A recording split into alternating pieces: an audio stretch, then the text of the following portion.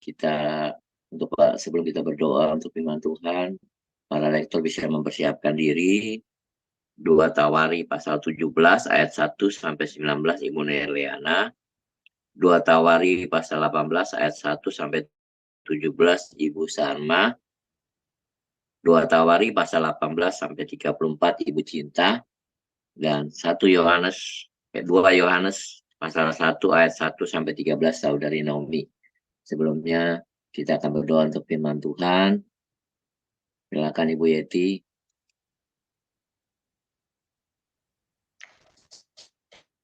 Halo,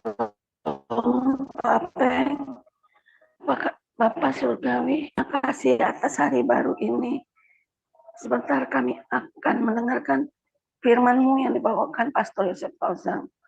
Beri kami kemampuan menyelami isi hati dan kehendak-Mu lewat firman ini. Bukalah mata pengertian kami dan persiapkan hati kami dengan kuasa Roh Kudus. Biarlah kami semakin mengagumi kemuliaan dan keagungan-Mu. Dalam Kristus Tuhan kami berdoa. Haleluya. Amin. Amin. Terima kasih Bu Yeti. Silakan Ibu Nerliana, silakan. Terima kasih Pak Apeng. Salam Pak Apeng. Salam juga Pastor Paul, Bu Ana, dan Bapak Ibu semua yang ada di Zoom dan di YouTube. Dan salam untuk saudara kami yang menonton kembali siaran kita hari ini. Puji Tuhan, kembali kita membaca firman Tuhan dari kitab 2 Tawarik 17, ayat 1 sampai 19. Demikian firman Tuhan. Maka Yosafat, anaknya, menjadi raja menggantikan dia. Sebagai pemimpin Israel, ia memperkuat dirinya. Dengan menempatkan tentara di semua kota yang berkubu di Yehuda dan pasukan-pasukan pendudukan di tanah Yehuda, serta di kota-kota Efraim yang direbut oleh Asa, ayahnya. Dan Tuhan menyertai Yosafat, karena ia hidup mengikuti jejak yang dahulu dari Daud, bapa leluhurnya, dan tidak mencari Baal-Baal, melainkan mencari Allah, ayahnya. Ia hidup menurut perintah-perintahnya dan tidak berbuat seperti Israel. Oleh sebab itu, Tuhan mengokohkan kerajaan yang ada di bawah kekuasaannya. Seluruh Yehuda memberikan persembahan kepada Yosafat, sehingga ia menjadi kaya dan sangat terhormat. Dengan tabah hati, ia hidup menurut jalan yang ditunjukkan Tuhan. Pula, ia menjauhkan dari Yehuda segala bukit pengorbanan dan tiang berhala. Pada tahun ketiga pemerintahannya, ia mengutus beberapa pembesarnya, yakni Ben-Hail, Obadja, Zakaria, Netaneel, dan Mika, untuk mengajar di kota-kota Yehuda. Bersama-sama mereka turut juga beberapa orang Lewi, yakni Semaya, Netanya, Zebadja, Asael, Semiramot, Yonatan, Adonia, Tobia, dan Top Adonia, disertai imam-imam Eli, Sama, dan Yoram. Mereka memberikan pelajaran di Yehuda dengan membawa kitab Taurat Tuhan. Mereka mengelilingi semua kota di Yehuda sambil mengajar rakyat. Ketakutan yang dari Tuhan menimpa semua kerajaan di negeri-negeri sekeliling Yehuda, sehingga mereka tidak berani berperang melawan Yosafat. Dari antara orang-orang Filistin, ada yang membawa kepada Yosafat persembahan dan perak sebagai upeti. Juga orang-orang Arab membawa kepadanya kambing domba, domba jantan 7.700 ekor, dan kambing jantan 7.700 ekor. Yosafat makin lama makin kuat, menjadi luar biasa kuat. Di Yehuda, ia membangun benteng-benteng dan kota-kota perbekalan. Banyak perbekalannya di kota-kota Yehuda. Orang-orang perangnya ada di Yerusalem, semuanya pahlawan yang gagah perkasa. Inilah daftar keturunan, inilah daftar kesatuan mereka menurut puak-puak mereka. Panglima-panglima dari Yehuda ialah Panglima Adna dengan 300.000 pahlawan yang gagah perkasa. Di samping dia, Panglima Yohanan dengan 280.000 orang. Dan di samping dia, Amasya bin Zikri yang dengan sukarela telah menyerahkan dirinya kepada Tuhan dengan 200.000 pahlawan yang gagah perkasa. Dan dari Benyamin ialah Eliada, seorang pahlawan yang gagah perkasa dengan 200.000 orang yang bersenjatakan busur dan perisai. Di samping dia Yozabat dengan 180.000 orang yang bersenjata untuk berperang. Mereka itulah yang bertugas pada raja, selain daripada mereka yang ditempatkan raja di kota-kota yang berkubu di seluruh Yehuda. Demikian. Ya, silakan Bu Salma lanjutkan. Saya 18 akan membaca ayat 1 ayat sampai 16 17. sampai 17 ya Pak. Ya, Baik. Beginilah firman Tuhan. Ketika Yosafat kaya dan sangat terhormat, ia menjadi besan Ahab. Beberapa tahun kemudian, pergilah ia kepada Ahab di Samaria. Ahab menyembelih banyak kambing, domba, dan lembu sapi untuk dia dan rombongannya dan mengajaknya untuk menyerang Ramot Gilead. Berkatalah Ahab, Raja Israel, kepada Yosafat, Raja Yehuda, "Maukah engkau pergi ke Ramot Gilead bersama-sama aku?" Jawabnya kepadanya, "Kita sama-sama, aku dan engkau, rakyatmu dan rakyatku. Aku akan bersama-sama engkau di dalam perang." Tapi Yosafat berkata kepada Raja Israel, "Baiklah, tanyakan dahulu pada firman Tuhan." Lalu Raja Israel mengumpulkan para nabi, 400 orang banyaknya. Kemudian bertanyalah ia kepada mereka, "Apakah kami boleh pergi berperang melawan Ramot Gilead, atau aku membatalkannya?" Jawab mereka, "Majulah, Allah akan menyerahkannya ke dalam tangan raja." Tapi Yosafat bertanya, "Tidak adakah lagi di sini seorang nabi Tuhan, supaya dengan perantaraannya kita dapat meminta petunjuk?" Jawab Raja Israel kepada Yosafat, "Masih ada seorang lagi yang dengan perantaraannya dapat diminta petunjuk Tuhan. Tapi aku membenci dia, sebab tidak pernah ia membuatkan yang baik tentang aku, melainkan selalu malapetaka. Orang itu ialah Mika bin Yimla." Kata Yosafat, "Janganlah raja berkata demikian." Kemudian Raja Israel memanggil seorang pegawai istana. Katanya, "Jemputlah Mika bin Yimla dengan segera." Sementara Raja Israel dan Yosafat, Raja Yehuda, duduk masing-masing di atas tahtanya dengan pakaian kebesaran di suatu tempat penggirikan di depan pintu gerbang Samaria. Sedang semua nabi itu bernubuat di depan mereka. Maka Zedekiah bin Kena'a membuat tanduk-tanduk besi, lalu berkata, "Beginilah firman Tuhan, dengan ini engkau akan menanduk Aram sampai engkau menghabiskan mereka. Juga semua Nabi itu bernubuat demikian, katanya, majulah ke Ramot Gilead, dan engkau akan beruntung. Tuhan akan menyerahkannya ke dalam tangan raja. Suruhan yang pergi memanggil Mika itu berkata kepadanya, ketahuilah, nabi-nabi itu sudah sepakat meramalkan yang baik-baik bagi raja. Hendaklah engkau juga berbicara seperti salah seorang daripada mereka dan meramalkan yang baik. Tapi Mika menjawab, demi Tuhan yang hidup, sesungguhnya apa yang akan difirmankan Allahku, itulah yang akan kukatakan.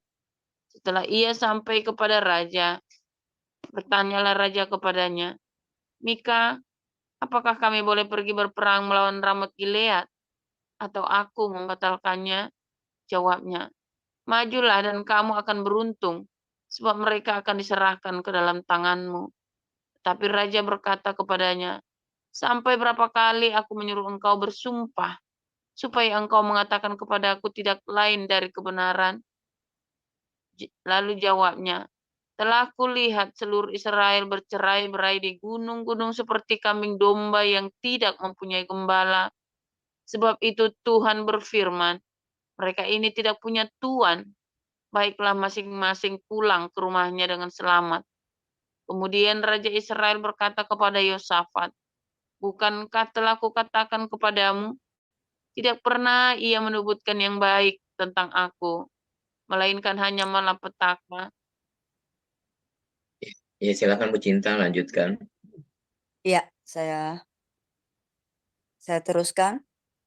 Kata Mika, sebab itu dengarkanlah firman Tuhan. Aku telah melihat Tuhan sedang duduk di atas tahtanya, dan segenap tentara sorga berdiri di sebelah kanannya. Dan Tuhan berfirman, siapakah yang akan membujuk Ahab, Raja Israel, untuk maju berperang supaya ia tewas di Ramot Gilead? Maka yang seorang berkata begini, yang lain berkata begitu. Kemudian tampillah suatu roh, lalu berdiri di hadapan Tuhan. Ia berkata, aku ini akan membujuknya. Tuhan bertanya kepadanya, dengan apa? Jawabnya, aku akan keluar dan menjadi roh dusta dalam mulut semua nabinya. Ia berfirman, biarlah engkau membujuknya, dan engkau akan berhasil pula. Keluarlah dan perbuatlah demikian. Karena itu, sesungguhnya Tuhan telah menaruh roh dusta ke dalam mulut nabi-nabimu, sebab Tuhan telah menetapkan untuk menimpakan malapetaka kepadamu. Sesudah itu, tampillah Zedekia bin Kenaana, ditamparnya lah pipi Mika serta berkata, bagaimana mungkin roh Tuhan pindah daripadaku untuk berbicara kepadamu? Tetapi Mika menjawab, sesungguhnya engkau akan melihatnya pada hari engkau lari dari satu kamar ke kamar yang lain untuk menyembunyikan diri. Berkatalah Raja Israel, tangkaplah Mika, bawa dia kembali kepada Amon, penguasa kota, dan kepada Yoas, anak raja. Dan katakan, beginilah titah raja, masukkan orang ini dalam penjara, dan beri dia makan roti dan minum air serba sedikit, sampai aku pulang dengan selamat. Tetapi jawab Mika, jika benar-benar engkau pulang dengan selamat, tentulah Tuhan tidak berfirman dengan perantaraanku. Lalu disambungnya, dengarlah hai bangsa-bangsa sekalian. Sesudah itu majulah Raja Israel dengan Yosafat, Raja Yehuda, ke Ramot Gilead. Raja Israel berkata kepada Yosafat, aku akan menyamar dan masuk pertempuran, tetapi engkau pakailah pakaian kebesaranmu. Lalu menyamarlah Raja Israel, kemudian mereka masuk ke pertempuran. Adapun Raja negeri Aram telah memberi perintah kepada para panglima pasukan keretanya demikian. Janganlah kamu berperang melawan sembarang orang, melainkan melawan Raja Israel saja. Segera sesudah para panglima pasukan kereta itu melihat Yosafat, mereka berkata, itu Raja Israel. Lalu mereka mengepung dia untuk menyerang dia. Tetapi Yosafat berteriak dan Tuhan menolongnya. Allah membujuk mereka pergi daripadanya. Segera sesudah para panglima pasukan kereta itu melihat bahwa dia bukanlah Raja Israel, maka undurlah mereka daripadanya. Tetapi seorang menarik panahnya dan menembak dengan sembarangan saja dan mengenai Raja Israel di antara sambungan baju jirahnya. Kemudian ia berkata kepada pengemudi keretanya, "Putar, bawa aku keluar dari pertempuran, sebab aku sudah luka." Tetapi pertempuran itu bertambah seru pada hari itu, dan Raja Israel tetap berdiri di dalam kereta berhadapan dengan orang Aram itu sampai petang. Ia mati ketika matahari terbenam. Demikian pembacaan. Ya, silakan Saudari Naomi. Saya akan membacakan 2 dari Yohanes pasal 1 sampai selesai. Ya.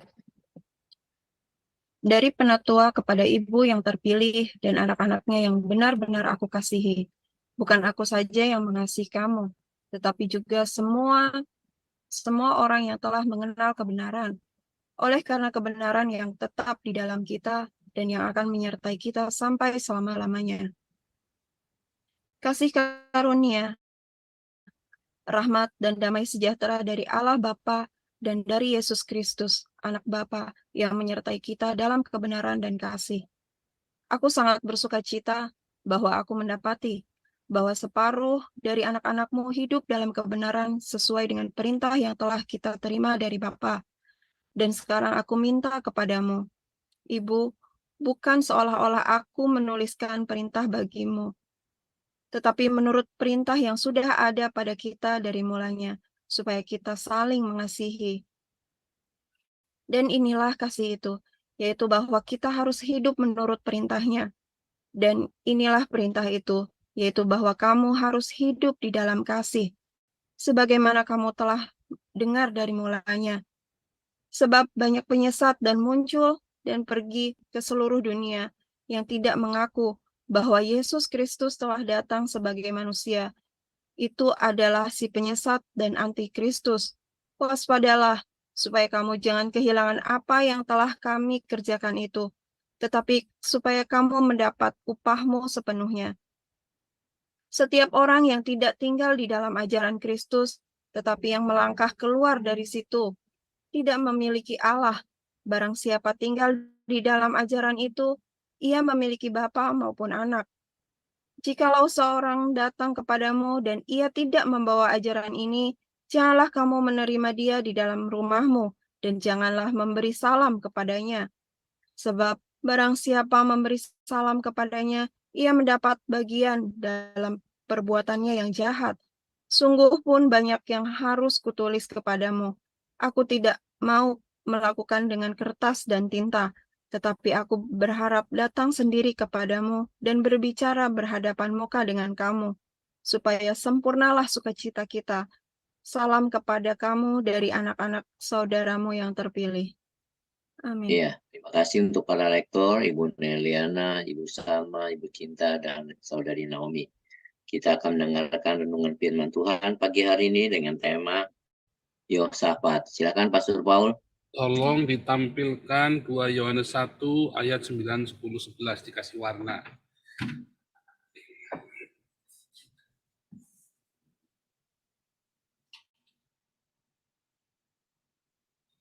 Ya, hari ini judulnya Yehosafat. Ya, Yehosafat.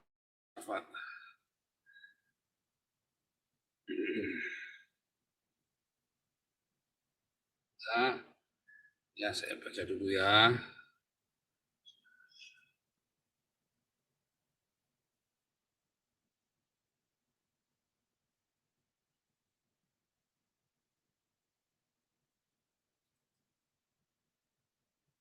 Setiap orang yang tidak tinggal di dalam ajaran Kristus,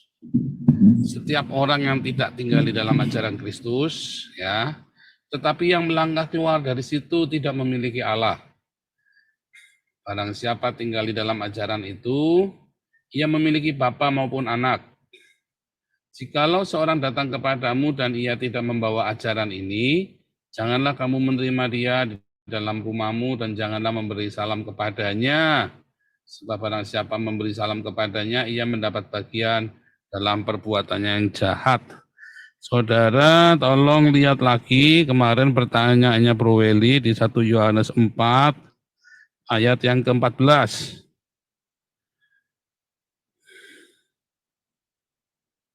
Ayat ke-15 dan 16 ya. 1 Yohanes 4 ayat 15 dan 16.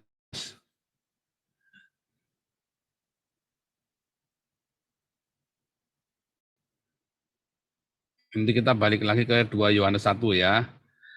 Barang siapa mengaku bahwa Yesus adalah anak Allah, Allah tetap berada di dalam dia, dan dia di dalam Allah. Kita telah mengenal dan telah percaya akan kasih Allah kepada kita. Allah adalah kasih. Barang siapa tetap berada di dalam kasih,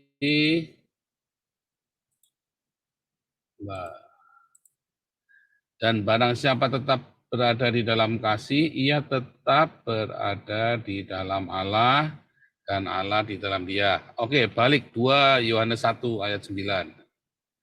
Luar biasa ya, ini ayatnya nih saudara ya.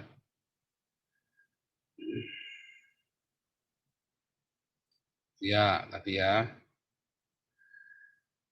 Lihat ayat yang ke-8. Setiap orang yang tidak tinggal di dalam ajaran Kristus, tetapi melangkah keluar dari situ, tidak memiliki Allah. Ya, barang siapa tinggal di dalam ajaran itu, ia memiliki bapa maupun anak. Jadi ayat tadi 1 Yohanes 4 ayat 15-16, ini sebetulnya ini 2 Yohanes 1 ayat 9. Apakah ajaran itu? Apakah tinggal di dalam Bapa, dengan dalam Allah, memiliki Allah? Artinya apa saudara? Tinggal di dalam kasih Kristus saudara tadi ya. Lalu ada orang-orang yang dulu ada di dalam kasih Kristus, lalu dia meninggalkan. Bahasa orang beragama namanya murtad. Ya, tetapi kata murtad itu adalah kalau dia meninggalkan organisasi agama, saudara. Masalahnya banyak orang Kristen, ya, dia tidak murtad, saudara, secara agama. Tetapi dia sebenarnya apa? Dia tidak tinggal di dalam kasih Allah. Hidupnya penuh dengan kemarahan, kebencian. Ya, sebenarnya apa sih yang namanya menjadi pengikut Kristus? Artinya kan Anda hidup bersama dengan Tuhan Yesus di dalam kasih-Nya. Kalau orang beragama Kristen, yang namanya hidup pengikut Kristus, tergantung Kristennya yang mana nih? Nah, kan begitu saudara. Trinitas, berarti Anda bukan Trinitas, kamu orang sesat. Maka ayat 10 berlaku, jikalau seorang datang kepadamu dan dia tidak membawa ajaran Trinitas, janganlah kamu menerima dia di dalam rumahmu, dan janganlah memberi salam kepadanya. Karena dia ajarannya adalah Trinitas. Kalau dia ajarannya oneness, sama. Jikalau seorang datang kepadamu dan ia tidak membawa ajaran ini, janganlah kamu menerima dia di dalam rumahmu, dan janganlah memberi salam kepadanya, karena dia tidak membawa ajaran oneness Sabelian. Kalau dia Unitarian, saksi Yehova, paling getol nih saksi Yehova, dan itu dilakukan dengan ini ya, dengan konsisten ya. Jikalau seorang datang kepadamu dan tidak membawa ajaran Unitarian, saksi Yehova, janganlah kamu menerima dia di dalam rumahmu, dan janganlah memberi salam kepadanya. Jadi Anda, kalau keluargamu saksi Yehova, lalu tiba-tiba dia nggak jadi pengikut saksi Yehova lagi,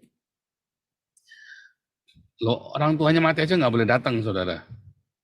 Ya, nggak boleh datang. Wah, itu terjadi ya di Belanda ya, dikucilkan ya akhirnya ya, sama komunitasnya. Nah, karena apa? Karena dia berpikirnya disebut dengan ajaran ini adalah tadi dogma tadi Trinitas Oneness Unitarian. Ya, oh Katolik. Oh, ini kalau sudah tidak Katolik lagi, ya kan? Kalau sudah, oh ini dulu dari reform nih, sekarang udah nggak reform lagi. Ngeri sekali saudara ya. Padahal ayat 9 tadi lagi cerita 1 Yohanes 4 ayat 15-16. Jelas banget ya, kan sama-sama koneksi. Apa yang dimaksud tinggal di dalam ajaran Kristus? Mengasihi, saudara. Kalau orang itu tidak mengasihi, kalau orang itu penuh dengan kebencian, Anda jangan deket-deket. Nah, intinya gitu, simpel ya. Karena banyak di zamannya Yohanes, mereka munafik, saudara. Mereka ngaku diri Kristen, ya, tetapi mereka tidak mempraktekkan kasih. Saudara tahu bahwa di zamannya Yesus, ya, di zamannya Yesus sampai tahun 300, bahasa yang sangat membedakan orang Kristen dengan yang lainnya adalah apa? Kasih, saudara. Anda bayangin kerasnya kota Jakarta, saudara ya. Kalau tiba-tiba ada orang yang memiliki kasih dengan konsisten, oh dia pasti Kristen, saudara. Oh kalau sekarang humanisme sudah di mana-mana, saudara ya. Tapi di zaman itu nggak ada. Misalnya tiba-tiba Anda lagi jalan ya, lagi jalan malam-malam tiba-tiba ada orang nawari tumpangan. Pasti mau dibegal Anda. Zaman itu, kalau zaman sekarang sudah biasa menawarkan bantuan. Ya, kalau zaman itu, di zaman Yesus, ya, kalau Anda ada orang mau baik sama Anda, biasanya mau ngerampok Anda, saudara. Kalau Anda lihat ceritanya Abu Nawas, ya, Alibaba segala macam itu ya. Itu kan orang-orang yang menyamar yang banyak yang pura-pura baik padahal dia garong. Banyak cerita-cerita itu ya, kalau Anda lihat cerita 1001 malam itu. Nah di zaman Yesus itu juga sama, itu cerita yang begitu mengerikan. Makanya istilah memberi tumpangan itu tuh sangat aneh. Ya, memberi makan orang miskin itu sangat aneh, saudara, zaman itu. Nggak ada orang bikin begitu, saudara, zaman itu. Ya, beda dikit dengan di zaman Abraham. Bedanya kalau di zaman Abraham, orang jalan nenteng anak. Arab yang pundi, Arabnya beli bocah iki loh. Weh, buat. Zamannya Abraham begitu, saudara. Zamannya Yesus sudah nggak ada orang nyembelih anak lagi. Tetapi di zamannya Yesus, orang itu benar-benar sadis, saudara ya. Istilahnya homo homini lupus, ya. Manusia menjadi serigala bagi sesamanya. Anda lalai, suamimu diambil. Anda lalai, maka makananmu diambil. Anda lalai, bajumu diambil, saudara. Anda lalai pergi ya sebentar saja ya, misalnya sebulan Anda rumahnya kosong begitu, Anda pulang rumahnya udah ditempatin orang. Itu seperti itu zaman itu. Nah makanya ada banyak sekali orang-orang yang menggabungkan diri dengan kelompok pemuridan para rasul ini, karena ada cinta di situ, saudara, ada kasih di sana. Lah, kasih ini kemudian banyak orang yang berpura-pura. Dia tujuannya cuman apa, saudara? Cuman mau ngerampok saja komunitas itu, saudara. Itu beneran ya. Dia cuman mau ngerampok komunitas itu, ya lalu dia pergi, lalu dia datang lagi. Kalau sudah habis uangnya, dia datang lagi, saudara. Nah, kalau ada orang begitu, Anda nggak boleh deket-deket. Dia keluar, ya bahkan bukan cuma keluar mau ngerampok, dia bahkan ngelaporin orang-orang di dalam itu siapa saja. Dia jadi spion, jadi pengkhianat. Dia ngelaporin kepada orang-orang Roma, ini loh orangnya ini, lalu ditangkapin sama orang Roma. Itu yang dimaksud, saudara. Itu kejadiannya seperti itu dan itu yang dimaksud. Jadi orang itu orang itu tidak tinggal di dalam ajaran Kristus, dia sudah keluar. Ya, dan dia bahkan menyerahkan saudara-saudaranya persis seperti yang Tuhan Yesus buatkan dalam Matius 24, orang akan menyerahkan sesamanya. Nah itu Anda jangan, sekalipun itu saudaramu, siapapun, kakakmu, Anda jangan ini lagi, jangan berteman lagi dengan orang-orang ini. Karena Anda nggak tahu siapa korbannya dia berikutnya, saudara. Kan itu terjadi, ya. Oh di hari-hari juga banyak ya, makanya waktu itu saya sempat bilang ya, kalau orang ini cuman maki-maki kita, mencemooh kita, udah kita biarin aja.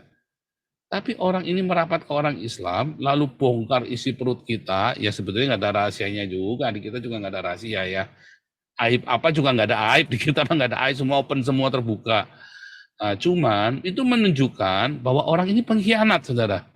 Kita nggak perlu lagi lunak-lunak sama dia, oh kan harus saling mengasihi. Bukan, kita mengasihi dia. Tapi kita harus berhati-hati. Orang ini siap jual kepala kita. Nah, itu maksudnya, saudara. Orang-orang ini akan siap menjual kepala kita. Ya, coba. Sedangkan kita yang nggak ada salah sama dia saja, dia rela dia jual loh isi rahasia semua di dalam yayasan ini. Lalu Anda berpikir Anda mau selamat begitu.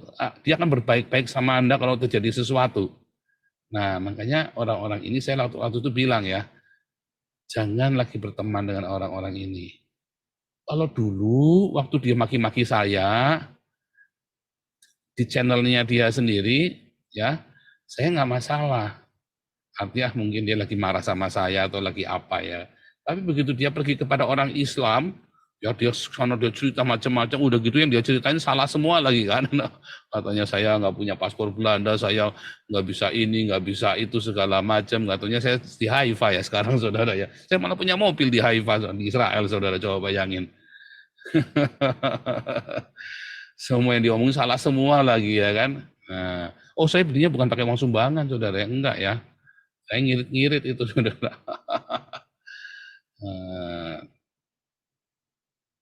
Coba Anda bayangin ya. Artinya orang ini sudah siap untuk menjual Anda juga. Apapun akan dia lakukan.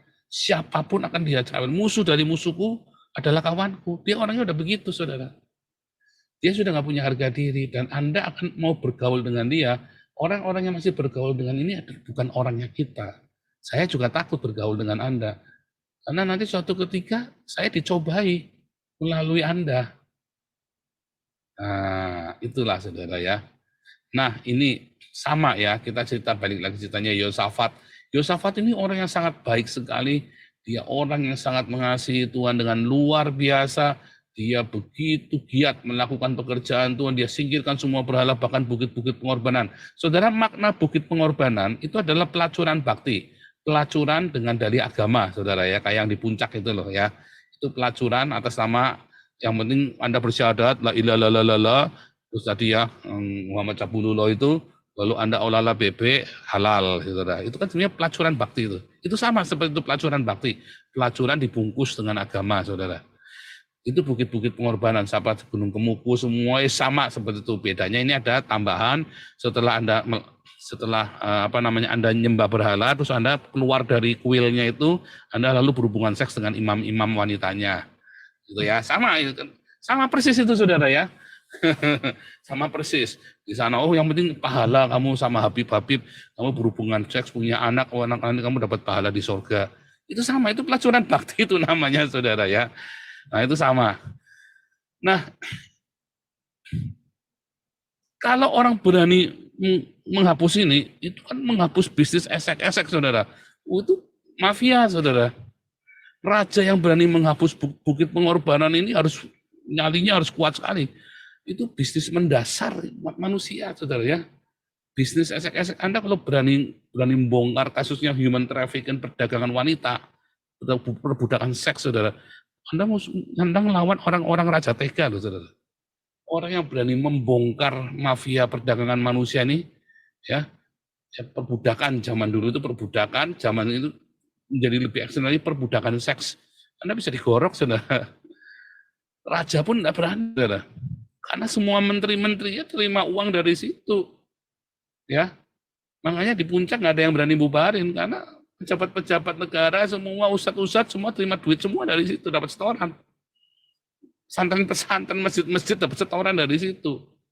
Makanya nggak ada yang berani bubarin. Itu sama ya, itu bisnis seperti itu sama. Di zaman Roma pun sama, di kuil-kuil Apollo mereka semua terima uang, saudara. Ya bisnis perbudakan seks itu bisnis yang mengerikan, saudara.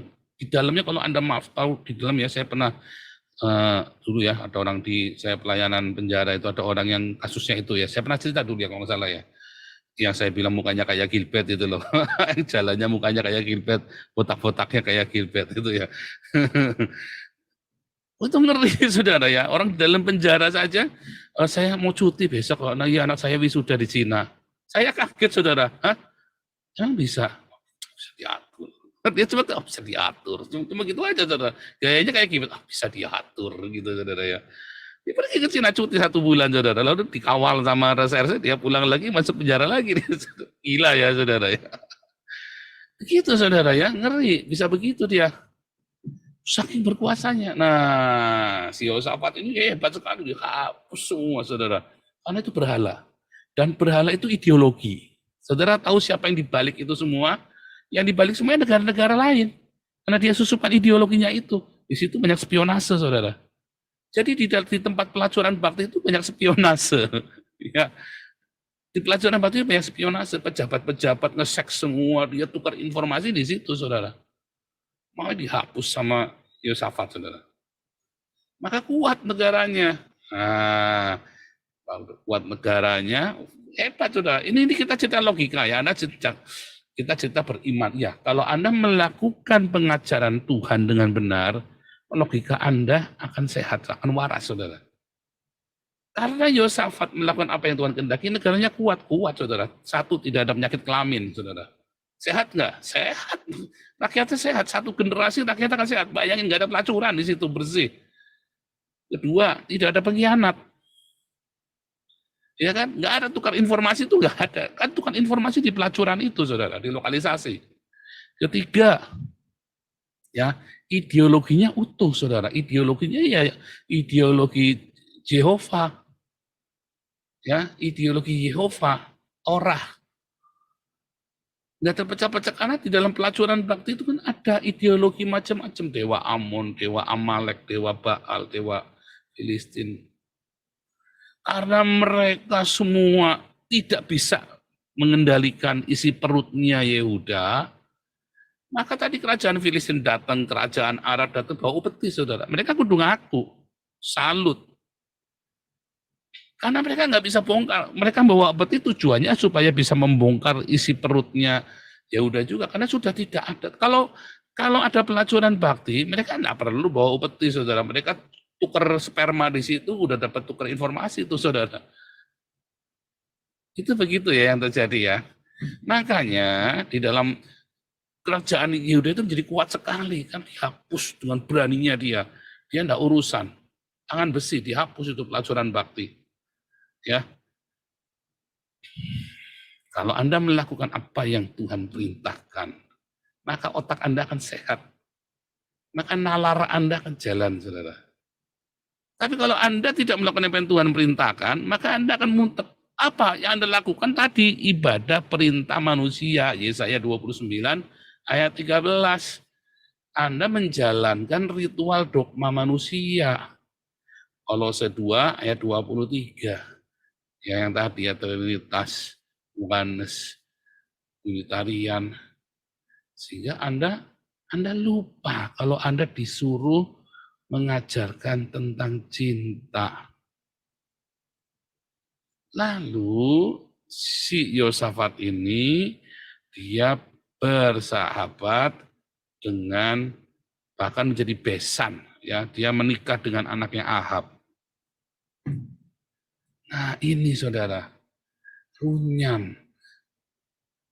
Tuhan sudah bilang itu orang kafir. Orang kafir, saudara ya. Maksudnya penyembah berhala. Ahab ini penyembah berhala, saudara. Maksudnya orang ini tidak punya cinta. Nah, kalau zaman modern sekarang ini, Anda mau menikahkan anak Anda mau menikah dengan orang-orang yang seperti ini, saudara. Anda mau bergaul karib dengan para pengkhianat ini. Itu mendukakan hati Tuhan, saudara. Anda kan ternodai, cara berpikir Anda kudu kompromi sama dia. Kan Anda mau bersahabat dengan dia, berhubungan. Di dalam semua relasi, Anda harus berkompromi. Suami istri kudu berkompromi, kalau nggak berantem terus, saudara. Sahabat, teman baik harus berkompromi, kalau nggak dia berantem terus, nggak menjadi sahabat ya. Demikian juga orang jahat, orang baik, orang di dalam terang, di dalam gelap, kalau dia mau berjalan bersama, dia kudu mengkompromikan terangnya, kudu mengkompromikan gelapnya. Itu masalahnya. Makanya Yohanes bilang, jikalau seorang datang kepadamu dan tidak membawa ajaran ini, jangan menerima dia di dalam rumahmu. Kamu nggak boleh kompromi. Jangan berkompromi dengan orang yang suka dendam. Kamu akan ikut-ikutan jadi pendendam. Karena itu spirit, saudara ya. Hawamu jadi panas. Jangan berkompromi dengan orang-orang yang cabul. Karena kamu akan ikutan cabul. Jangan berkompromi dengan orang-orang ya yang hidupnya penuh dengan kelicikan. Karena kamu akan licik. Orang-orang yang suka pamer harta, kamu akan pamer. Bukan yang masalah Trinitas Oneness ya, bukan, saudara, bukan. Karena Alkitab dengan jelas mengatakan pergaulan yang buruk akan merusak hidupmu, saudara. Kebiasaan-kebiasaanmu yang baik itu akan rusak. Yang kamu bangun ya dari tindakan, dari disiplin tiap hari menjadi kebiasaan, kebiasaan jadi habit jadi karakter jadi mentalitas. Rusak dalam beberapa minggu saja dengan kamu bergaul dengan orang yang nggak baik. Saya selalu ya awasin anak-anak saya bergaul dengan siapa, saudara. Serius, saudara ya. Kamu tanya sama siapa? Kita sambil ngobrol-ngobrol ya. Sampai si Wasi sudah dewasa. Nah, sekarang saya miracle. Ini orang ini bagaimana? Wah, ini lesbi, Pak. Ini lesbi, Pak. Ini begini-begini. Kamu jangan terlalu dekat ya. Jangan terus musuhin, tapi jangan terlalu dekat. Ini orang ini homo, orang ini suka begini, orang ini suka begitu. Ya kamu pokoknya berteman. Oh nanti kalau nggak punya teman, jangan khawatir. Kita ajarin, saudara. Karena kebiasaan yang buruk kan merusak, ya pergaulan buruk kan merusak kebiasaan yang baik. Kita harus tahu kepada anak-anak kita tuh gaul dengan siapa. Bukan terus membenci, menjauhkan, bukan, saudara. Tapi Anda harus hati-hati, dan kita sendiri kudu juga jaga. Ya dulu saya pikir saya pandai, saya seorang yang pandai bergaul, tapi saudara tahu teman-teman saya isinya 3 ya, isinya 4. Lama-lama saya nggak senang, saudara, makanya saya nggak mau berteman dengan mereka lagi. Saya menghindar. Ya saudara ya, demikian dengan kita, nggak sok-sokan, wah saya ini bisa bergaul dengan siapa saja, tak jamin kamu ikut rusak nanti, saudara. Tak jamin, saudara. Jangan bangga kalau Anda bisa bergaul dengan siapa saja. Ya, kita bukan mau terus memusuhi mereka, bukan. Tetapi teman kita harus memilih. Karena kita akan bergaul serupa dengan orang-orang kita, saudara. Ya, kita akan menjadi serupa dengan dia. Besok akan kita lanjutkan ya tentang Yosafat ini, bagaimana Tuhan ngomelin si Yosafat ini ya, saudara ya. Karena ini kan jeblos kan si Yosafat ini gara-gara gaul sama Ahab kan. Walaupun dia tetap baik, tapi tetap kejeblos, saudara. Hati-hati, saudara ya. Anda bergaul dengan siapa Anda bergaul? Hati-hati, saudara. Bukan Anda terus memusuhi orang-orang yang di luar Tuhan. Tetapi jangan bergaul, jangan jalan bareng-bareng sama orang yang pencemooh, pembenci. Jangan, itu bukan temanmu, saudara. Ya, bergaulah dengan orang-orang yang penuh cinta, yang penuh damai, penuh sukacita, penuh dengan kasih hidupnya. Jangan bergaul dengan orang-orang yang glamor, yang suka pesta pora. Hati-hati, saudara ya. Nanti Anda akan ikut begitu. Tuhan Yesus memberkati.